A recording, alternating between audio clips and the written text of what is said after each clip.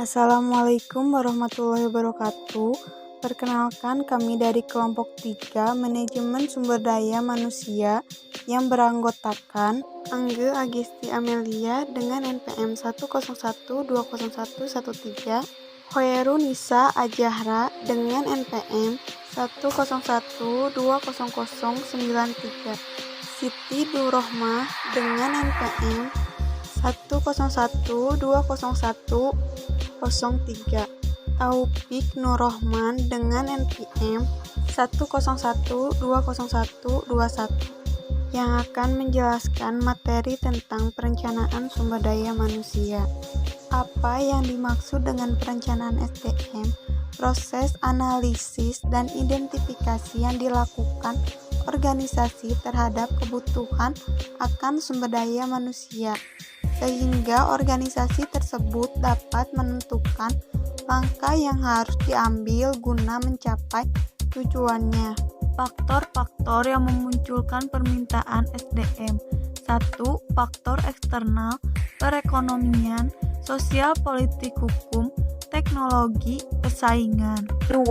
Faktor organisasi, rencana strategis, anggaran perakiraan, penjualan dan produksi, unit usaha baru, perancangan organisasi dan pekerjaan. 3. Faktor tenaga kerja, pensiun, pengunduran diri, pemutusan hubungan kerja, kematian, cuti. Teknik peramalan forecasting. 1. Pakar, keputusan informasi dan instan survei formal oleh pakar, nominal grup, teknik Q, NGT, teknik Delphi. 2. Tren, ekstrapolasi, indeksasi, analisa statistik. 3. Metode lain, analisis anggaran dan perencanaan organisasi, analisis usaha baru, model komputer. Analisis beban kerja, menentukan berapa jumlah pekerja yang dibutuhkan untuk menyelesaikan suatu pekerjaan dan berapa beban yang tepat dilimpahkan kepada seorang pekerja.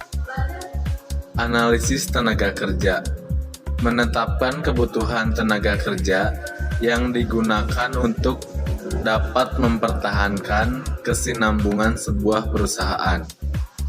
Persediaan tenaga kerja, memperhitungkan tingkat pergantian tenaga kerja, labor turnover.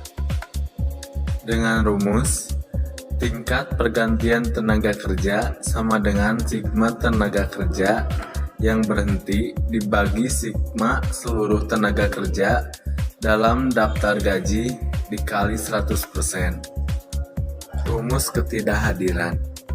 Tingkat ketidakhadiran sama dengan sigma ketidakhadiran pada periode tertentu dibagi sigma ketidakhadiran yang seharusnya pada periode yang sama dikali 100%. Konsep tentang jumlah tenaga kerja yang dibutuhkan untuk menyelesaikan pekerjaan. Yang pertama, target volume pekerjaan.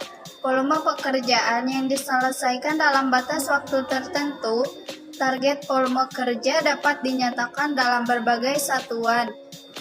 Misalnya meter, kilometer, kilogram, jam, hari, orang, dan sebagainya.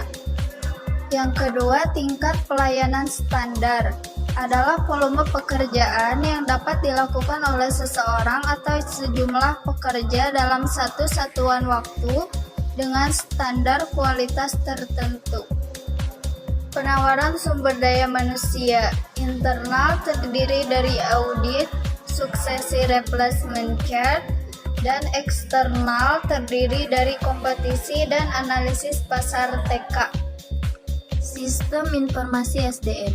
Setiap pendekatan yang tertata dan sistematis untuk memperoleh informasi yang relevan dan tepat sebagai dasar untuk mengambil keputusan di bidang sumber daya manusia. Manfaat SDM: 1. Meningkatkan akses terhadap data SDM. 2. Melancarkan dan membekukan proses-proses. 3. Menyediakan data yang lebih konsisten dan akurat. 4. Menciptakan profil internal yang lebih baik bagi departemen. Fungsi dasar SDM: 1. Menyimpan rincian data pribadi karyawan seperti riwayat karir, kualifikasi, kompetensi, catatan cuti, dan ketidakhadiran. 2. Menyimpan rincian data pekerjaan karyawan, misalnya jenjang, pangkat, gaji, jam. Komponen pokok sebuah sistem informasi: 1. On time, 2. Exchange, 3. Simple, 4. Relevan, dan 5. Komplit.